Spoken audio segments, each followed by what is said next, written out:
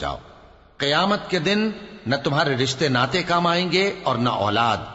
اس روز وہی تم میں فیصلہ کرے گا اور جو کچھ تم کرتے ہو اللہ اس کو دیکھتا ہے. مسلمانوں، تمہیں ابراہیم اور ان کے رفقا کی نیک سیرت کو اپنانا ضروری ہے.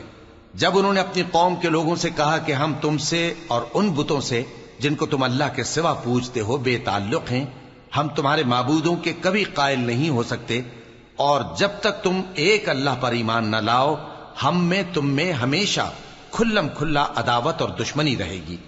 ہاں، ابراہیم نے اپنے باپ سے یہ ضرور کہا تھا کہ میں آپ کے لیے مغفرت مانگوں گا اور میں اللہ کے سامنے آپ کے بارے میں کسی چیز کا کچھ اختیار نہیں رکھتا. اے ہمارے پروردگار، تجھی پر ہمارا بھروسہ ہے اور تیری ہی طرف ہم رجوع کرتے ہیں اور تیرے ہی حضور میں ہمیں لوٹ کر آنا ہے.